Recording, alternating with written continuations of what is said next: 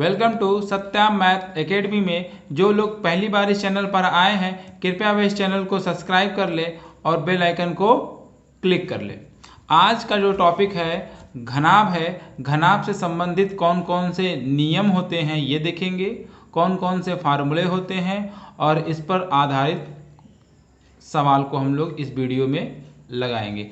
आइए स्टार्ट करते हैं अपना टॉपिक घनाभ। सबसे पहले हम घनाभ की परिभाषा देखेंगे। 6 आयताकार समतल पृष्ठों से घिरी हुई ठोस आकृति को घनाभ कहते हैं। जैसे पुस्तक, आप जो पुस्तक आपके पास होती है वो देखेंगे वह एक घनाभ के आकार की होती है। पेंसिल का डिब्बा भी एक घनाभ के आकार का होता है। जो ईंट होती है वो भी एक घनाभ के आकार का होता है। दिया सिलाई की डिब्बी, जैसे जो माचिस की डिब्बी होती है वो भी एक आपका घनाभ के आकार का होता है, जिसकी आकृति आपके सामने ये दिख रही है। आइए घनाभ से संबंधित कौन कौन से नियम होते हैं उसको हम लोग देखें।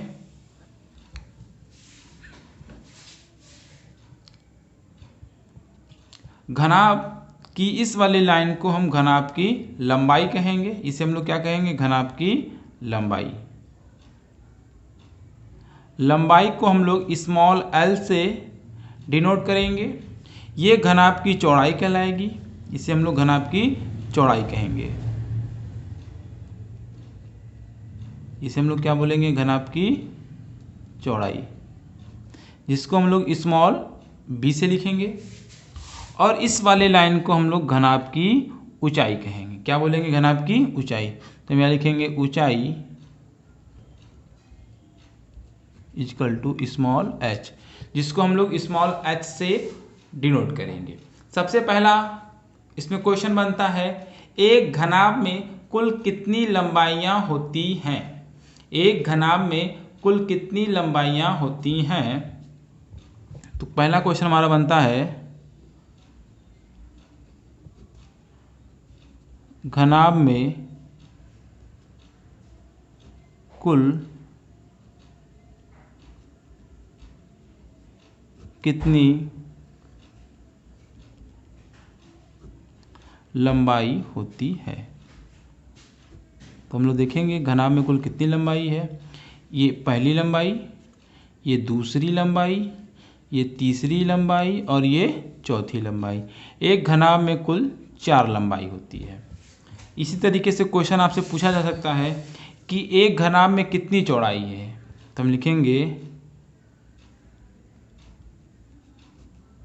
घनाभ में कुल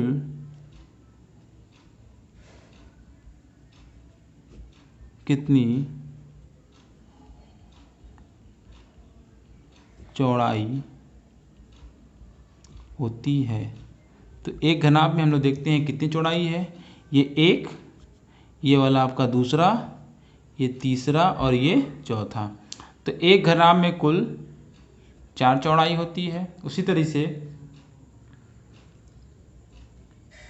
एक घनाभ में कुल कितनी ऊंचाई होती है? कुल कितनी ऊंचाई होती है? आइए इसको देखते हैं। ये पहली ऊंचाई, ये दूसरी ऊंचाई, ये तीसरी ऊंचाई और ये चौथी ऊंचाई। तो एक घनाभ में कुल 4 ऊंचाई होती है। अब इसके बाद क्वेश्चन पूछा जाता है, घनाभ में कुल कोरों की संख्या कितनी होती है? घनाभ में कुल कोरों की संख्या। यहाँ कोर से सेंस ये है घनाभ में कुल कितनी भुजाएं होती हैं। तो देखिए लंबाई भी 4 होती है, चौड़ाई भी 4 होती है और ऊंचाई भी 4 होती है। तो कुल कोरों की संख्या कितनी हो गई? लंबाई, चौड़ाई, ऊंचाई को ही कोर कहा जाता है। तो कुल कितने हो गए? 4, 4, 8, 4, 12। तो एक घनाभ में कुल कोरों की संख्या होगी 12। इसके बाद हम इस पे देखेंगे घनाभ में शीर्षों की संख्या। घनाभ में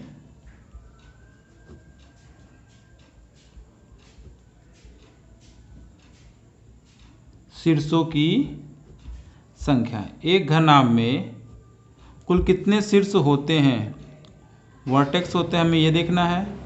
तो एक घनाभ में कुल देखते हैं कितने शीर्ष हैं। ये पहला शीर्ष, ये दूसरा, ये तीसरा, ये चौथा, ये पांचवा, ये छठा, ये 7 और ये 8। तो एक घनाभ में शीर्षों की संख्या टोटल होती है 8। एक घनाभ में कुल 8 शीर्ष होते हैं। नेक्स्ट क्वेश्चन पूछा जाता है, एक घनाभ में फलकों की संख्या कितनी होती है। घनाभ में फलकों की संख्या। अब हम यहां देखेंगे फलक क्या होता है। घनाभ में फलकों की संख्या। घनाभ कुल कितने आकृति से घिरा हुआ है, तो परिभाषा में हमने यहां बताया था, घनाभ 6 आयताकार समतल पृष्ठों से घिरी हुई एक ठोस आकृति को घनाभ कहते हैं। यानी घनाभ 6 आयताकार समतल पृष्ठों से घिरी हुई है। यानी तो यहाँ पे घनाभ में फलकों की संख्या हो जाएगी 6। यहाँ पे फलक को पृष्ठीय क्षेत्रफल भी कहा जाता है। यहाँ पर फलक को पृष्ठीय क्षेत्रफल भी कहा जाता है। तो घनाभ में कुल कितने फलक होते हैं, 6 फलक। जैसे कि आपका जो कमरा यदि घनाभ के आकार का है तो उसमें 4 दीवार, एक छत और एक फर्श होता है। यानी टोटल वो 6 आकृति से घिरा होता है। तो उसी को हम लोग क्या कहते हैं, फलक कहते हैं। घनाभ में फलकों की संख्या 6 होती है। आइए देखते हैं फिगर में फलक कैसे होते हैं। फलक को ही पृष्ठीय क्षेत्रफल कहा जाता है। तो देखते हैं पहला फलक क्या है। ये पहला फलक है। यहाँ से ये वाली जो आकृति है इसे हम लोग पहला फलक कहेंगे। इसी के जस्ट अपोजिट हमारा दूसरा फलक होगा। इस वाले आकृति को हम लोग दूसरा फलक कहेंगे। ठीक, अब ये वाली आकृति जो होती है ये तीसरा फलक कहलाएगा हमारा। इसी के अपोजिट ये हमारा चौथा फलक होगा। अब हमारा ये 5वां फलक होगा। इसी के अपोजिट हमारा ये आखिरी 6ठा फलक होगा। ये यानी एक घनाभ में कुल 6 फलक या 6 पृष्ठ होते हैं। अब इसके बाद हम देखेंगे घनाभ में विकर्णों की संख्या। तो एक घनाभ में विकर्णों की संख्या कितनी होती है, 4। एक घनाभ में टोटल 4 विकर्ण होते हैं और चारों विकर्ण आपस में बराबर होते हैं। अब हम लोग घनाभ से संबंधित फार्मूला देखेंगे कि घनाभ से संबंधित कौन कौन से फार्मूले होते हैं। तो सबसे पहला फार्मूला है घनाभ का आयतन। क्या है, घनाभ का हम आयतन का फार्मूला देखेंगे। आयतन इक्वल टू लंबाई गुणे चौड़ाई गुणे ऊंचाई। ठीक, घनाभ का आयतन का फार्मूला हो गया लंबाई गुणे चौड़ाई गुणे ऊंचाई। दूसरा फार्मूला बनता है हमारा घनाभ का संपूर्ण पृष्ठ। घनाभ का संपूर्ण पृष्ठ का क्षेत्रफल इक्वल टू, तो हमने बताया कि घनाभ में कुल कितने फलक होते हैं। तो घनाभ में कुल 6 फलक होते हैं। यानी इसी को ही हम पृष्ठ कहते हैं। तो यहाँ पे कुल कितने पृष्ठ है, 6 पृष्ठ है। तो 6 पृष्ठों को अगर आप ऐड करते हैं तो उसे कहते हैं हम लोग घनाभ का संपूर्ण पृष्ठ, जिसका फार्मूला बनता है 2 ब्रैकेट में लंबाई गुणे चौड़ाई प्लस चौड़ाई गुणे ऊंचाई प्लस ऊंचाई गुणे लंबाई। ये हो जाएगा घनाभ का संपूर्ण पृष्ठ का क्षेत्रफल इक्वल टू 2 ब्रैकेट में लंबाई गुणे चौड़ाई प्लस चौड़ाई गुणे ऊंचाई प्लस ऊंचाई गुणे लंबाई। तीसरा आता है घनाभ का विकर्ण। घनाभ का विकर्ण ज्ञात करने का हमारा जो फार्मूला होगा कुछ इस तरीके से होगा। घनाभ का विकर्ण इक्वल टू अंडर रूट में लंबाई का वर्ग प्लस चौड़ाई का वर्ग प्लस ऊंचाई का वर्ग। और आखिरी फार्मूला बनता है कमरे के चारों दीवारों का क्षेत्रफल का। आखिरी फार्मूला है हमारा कमरे के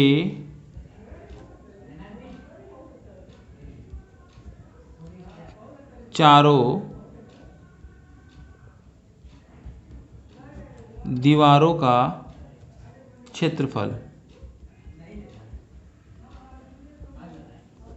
इक्वल टू 2 ब्रैकेट में लंबाई प्लस चौड़ाई गुणे में ऊंचाई। ये हमारा हो जाएगा कमरे के चारों दीवारों का क्षेत्रफल का फार्मूला। यदि एक आपका कमरा घनाभ के आकार का है और उस कमरे में 4 दीवार होंगे तो चारों दीवारों का क्षेत्रफल हो जाएगा 2 ब्रैकेट में लंबाई प्लस चौड़ाई गुणे ऊंचाई। अब हम लोग इससे संबंधित क्वेश्चन को देखेंगे। आज के टॉपिक का ये पहला क्वेश्चन है। एक घनाभ की लंबाई 15 मीटर, चौड़ाई 10 मीटर तथा ऊंचाई 4 मीटर है। इसका संपूर्ण पृष्ठ ज्ञात करना है। हमें घनाभ की लंबाई दे रखी है 15 मीटर, चौड़ाई भी 10 मीटर दे रखी है और ऊंचाई 4 मीटर दे रखा है।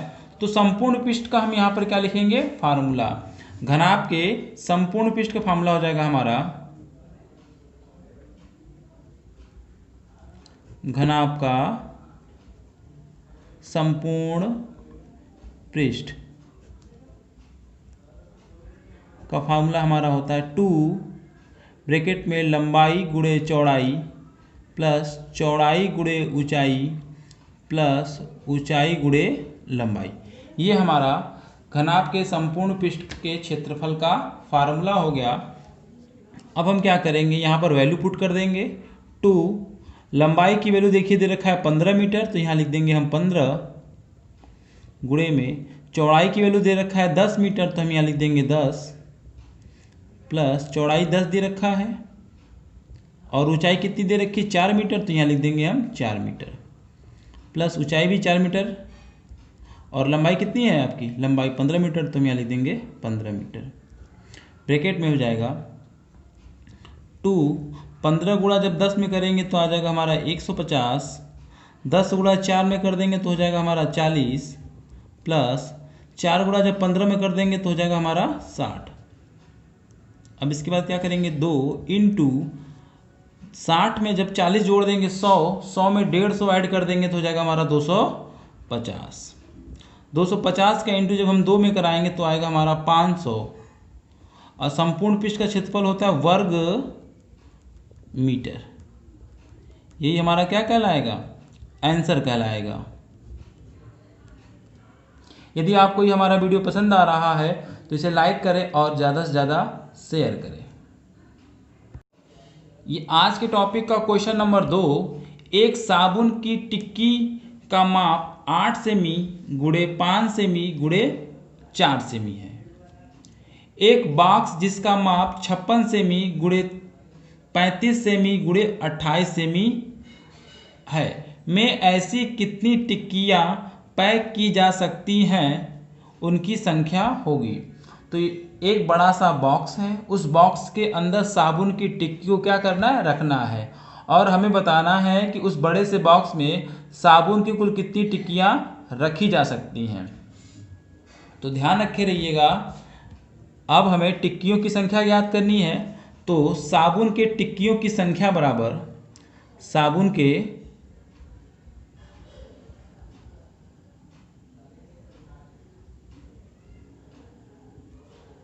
के टिक्कियों की संख्या बराबर साबुन के टिक्कियों को किस में रखा जा रहा है, एक बड़े से बॉक्स में रखा जा रहा है। तो ये बॉक्स किस आकृति का है, एक घनाभ के आकार का है। तो सबसे पहले हम क्या करेंगे, बॉक्स का आयतन लिखेंगे,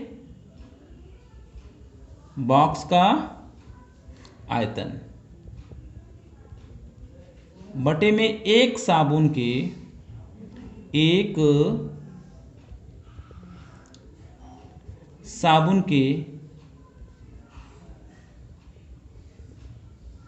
टिक्की का आयतन लिखेंगे, क्योंकि जो साबुन की टिक्की होती है वो भी आपने देखा होगा घनाभ के आकार का है, और जिस बॉक्स में रखा जा रहा है वो भी घनाभ के आकार का है। तो बॉक्स की लंबाई, चौड़ाई और ऊंचाई दे रखी है। बॉक्स की लंबाई है 56 सेंटीमीटर, चौड़ाई है 35 सेंटीमीटर और ऊंचाई है आपकी 28 सेंटीमीटर। तो यहाँ बोला ना बॉक्स का आयतन, तो हम यहाँ बॉक्स का आयतन लिख देंगे। लंबाई हो गई आपकी 56 सेंटीमीटर गुणे चौड़ाई है 35 सेंटीमीटर गुणे में, और ऊंचाई है आपकी 28 सेंटीमीटर, अपॉन में एक साबुन की टिक्की का आयतन। तो साबुन की भी टिक्की जो है घनाभ के आकार की है, तो साबुन की टिक्की की लंबाई 8 सेंटीमीटर, चौड़ाई 5 सेंटीमीटर और ऊंचाई 4 सेंटीमीटर है। तो साबुन की टिक्की का आयतन हम यहाँ लिख देंगे 8 गुणे 5 गुणे 4। 8 से 56 को कैंसिल कर देंगे, 7 बार में चला जाएगा। 5 से 35 को कैंसिल कर देंगे, ये भी 7 बार में चला जाएगा। और 4 को 28 से कैंसिल कर देंगे, ये भी 7 बार में चला जाएगा। 7 का 7 में इंटू कराएंगे 49 आएगा, और 49 का इंटू फिर 7 में करा देंगे तो आ जाएगा हमारा 343। यही हमारा क्या कहलाएगा, आंसर कहलाएगा। यानी उस बॉक्स में 243 साबुन की टिक्की रखी जा सकती है। आज के टॉपिक का ये क्वेश्चन नंबर 3 है। उस सबसे लंबी छड़ की लंबाई ज्ञात कीजिए जो 10 मीटर लंबाई, 6 मीटर चौड़ाई और 4 मीटर ऊंचाई वाले एक हॉल में रखी जा सकती हैं। यानी एक हॉल है जो कि घनाभ के आकार का है, उस घनाभ के आकार के हॉल की लंबाई दे रखी है 10 मीटर, चौड़ाई 6 मीटर और ऊंचाई 4 मीटर है। उस घनाभ में क्या रखना है, सबसे लंबी छड़। तो यानी इससे हमें निष्कर्ष निकलता है कि हमें घनाभ का विकर्ण ज्ञात करना है। तो हम यहाँ लिखेंगे घनाभ के विकर्ण का फार्मूला, घनाभ का विकर्ण। अभी हमने घनाभ के विकर्ण का फार्मूला ज्ञात करना सिखाया है कि उसका क्या फार्मूला होता है, अंडर रूट में लंबाई का वर्ग प्लस चौड़ाई का वर्ग प्लस ऊंचाई का वर्ग। तो आप नोटिस करिए घनाभ की लंबाई कितनी दे रखी है 10 मीटर, तो हम यहाँ लिख देंगे 10 का स्क्वायर। चौड़ाई दे रखी है 6 मीटर, तो यहाँ लिख देंगे हम 6 का स्क्वायर। और ऊंचाई दे रखी है 4 मीटर, तो हम यहाँ लिख देंगे 4 का स्क्वायर। अब इसको क्या कर देंगे, सॉल्व कर देंगे। 10 का स्क्वायर हो जाएगा हमारा 100, 6 का स्क्वायर हो जाएगा हमारा 36 और 4 का स्क्वायर हो जाएगा हमारा क्या 16। अब इनको हम क्या कर देंगे, आपस में ऐड कर देंगे। 6 और 6 12, हाथ से लगाइए, 3 और 1 4 और 1 5, 152। करने में कितना आ गया 152। अब हम इसको सॉल्व करके मान बाहर निकालेंगे। जब हम इसको बाहर निकालेंगे तो ये हो जाएगा 4 इंटू 38, 4 इंटू 38। 4 किसका वर्ग होता है 2 का, इसलिए 2 बाहर हो जाएगा और 38 अंदर रह जाएगा हमारा। तो उस कमरे में उस हाल में सबसे लंबी छड़ 2 करनी में 38 मीटर लंबी रखी जा सकती है। यही हमारा क्या कहलाएगा, आंसर। ये आज के टॉपिक का क्वेश्चन नंबर 4 है। एक घनाभ की भुजाएं 4 संबंधे 3 संबंधे 2 के अनुपात में है, उसका संपूर्ण पृष्ठ का क्षेत्रफल 1872 वर्ग सेमी है, तो उसका आयतन क्या होगा। अब हमें इसको निकालना है। तो आप यहाँ नोटिस करिए लंबाई, चौड़ाई और ऊंचाई का अनुपात दे रखा है। तो यहाँ हमारी लंबाई हो जाएगी 4 है, तो इसको हम लिखेंगे 4x। यहाँ इसमें क्या कर देंगे, x इंटू करा देंगे, और चौड़ाई हमारी कितनी है 3 है, तो हम इसको लिखेंगे 3x, और ऊंचाई हमारी 2 है, तो इसको हम लिखेंगे h बराबर 2x। रेशियो में है इसीलिए सब में किससे इंटू करा दिया गया, x से। अब यहाँ दिया क्या है, घनाभ का संपूर्ण पृष्ठ का क्षेत्रफल दिया 1872। तो हम क्या करेंगे, घनाभ के संपूर्ण पृष्ठ के क्षेत्रफल का फार्मूला लिखेंगे। घनाभ का संपूर्ण पृष्ठ बराबर 2 ब्रैकेट में लंबाई गुणे चौड़ाई प्लस चौड़ाई गुणे ऊंचाई प्लस ऊंचाई गुणे लंबाई इक्वल टू कितना दिया हमारा 1872। तो यहाँ लिख देंगे हम 1872। अब क्या करेंगे, लिखेंगे 2 लंबाई गुणे चौड़ाई, लंबाई गुणे चौड़ाई, तो लंबाई हमारी 4x, चौड़ाई हमारी 3x, तो इन दोनों का इंटू करा देंगे, 4 तिहाई 12 हो जाएगा, और x का x में इंटू कराएंगे तो x स्क्वायर आ जाएगा हमारा। अब क्या करेंगे, चौड़ाई का ऊंचाई में गुणा कराएंगे, तो चौड़ाई हमारी 3x और ऊंचाई हमारी 2x, 3 दूनी 6 हो जाएगा, और x का x में इंटू कराएंगे तो x स्क्वायर हो जाएगा हमारा। अब क्या करेंगे, ऊंचाई का लंबाई में गुणा कराएंगे, तो हाइट हमारी है 2x और लंबाई हमारी 4x, 4 दूनी 8 हो जाएगा, और x का जब x में इंटू कराया जाएगा तो x स्क्वायर हो जाएगा हमारा, इक्वल टू 1872।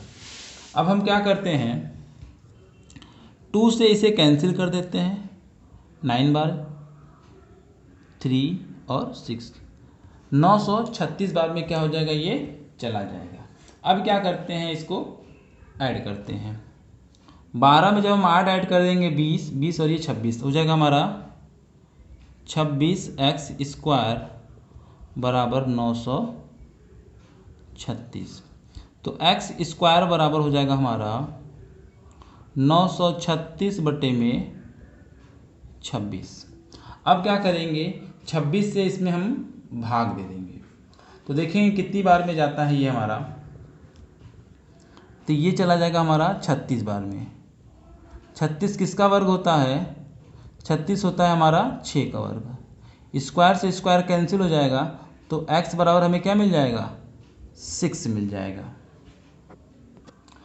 अब हमें x की वैल्यू मिल गई है 6। अब हम क्या करेंगे, इस x की वैल्यू इस लंबाई में रख देंगे, चौड़ाई में रख देंगे और ऊंचाई में रख देंगे। आइए हम इसको हल करते हैं। तो लंबाई हमारी कितनी होगी, L बराबर 6 का इंटू 4 में करा देंगे तो आ जाएगा हमारा 4 इंटू 6 इजकल टू कितना हो जाएगा 24। चौड़ाई हमारी कितनी है 3x है, तो 3 इंटू और x की वैल्यू कितना निकाले आपने 6, तो इसमें 6 से इंटू करा देंगे तो हो जाएगा हमारा क्या 18। और ऊंचाई हमारी कितनी है 2x है, तो 2 को गुणा x में कराएंगे और x की वैल्यू 6 दिए रखा है, तो यहाँ लिख देंगे हम 6 दूनी 12। अब क्या करेंगे, हमें निकालना क्या है ये देखेंगे, हमें उसका आयतन ज्ञात करना है, यानी घनाभ का आयतन। तो घनाभ के आयतन का फार्मूला हम यहाँ लिखेंगे, आयतन बराबर हमारा फार्मूला होता है लंबाई गुणे चौड़ाई गुणे ऊंचाई। तो हमारी लंबाई कितनी है 24, चौड़ाई है हमारा 18 और ऊंचाई हमारा 12। अब इन तीनों का आपस में इंटू करा देंगे तो हमें प्राप्त होगा 5184 घन सेमी। ये हमारा क्या कहलाएगा, आंसर कहलाएगा। ये आज के टॉपिक का क्वेश्चन नंबर 5 है। एक घनाभ के 3 आसन्न पृष्ठों के क्षेत्रफल क्रमशः x, y तथा z वर्ग इकाई है, इसका आयतन भी घन इकाई है, तब x, y, z का मान कितना होगा। 4 ऑप्शन दिए हुए हैं, पहला है v, दूसरा है v स्क्वायर, तीसरा है 2v और आखिरी है 2v स्क्वायर। आइए निकालते हैं। सबसे पहले हम एक घनाभ का फिगर ड्रा करेंगे, उसके बाद इस प्रश्न को बताएंगे।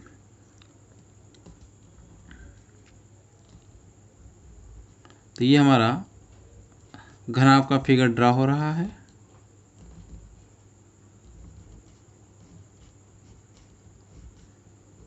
तो सबसे पहले हम इसमें क्या देखेंगे, आसन्न पृष्ठ क्या होते हैं। आसन्न पृष्ठ, घनाभ का कोई भी एक शीर्ष ले लीजिए, हमने यहाँ पे पहला शीर्ष ले लिया, इससे जो ऊपर एक फिगर ड्रा हुआ आयत पहला, नीचे एक फिगर ड्रा हुआ दूसरा आयत, और इधर एक फिगर ड्रा हुआ तीसरा आयत। यानी घनाभ के एक शीर्ष से 3 आयत बनते हों, 3 आयत का निर्माण होता है, तो उसे हम लोग कहते हैं आसन्न पृष्ठ। तो देखिए ऊपर पहला वाला पृष्ठ बना,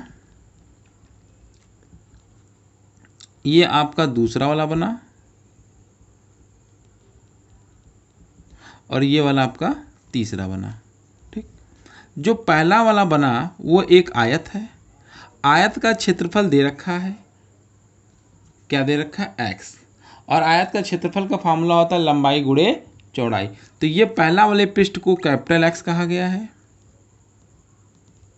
ठीक, दूसरे वाले पृष्ठ को, जो ये वाली पृष्ठ है हमारी, इस वाले पृष्ठ को कैपिटल Y कहा गया है, और जो बीच वाले पृष्ठ को क्या कहा गया है, वो कहा गया है आपका कैपिटल Z कहा गया है।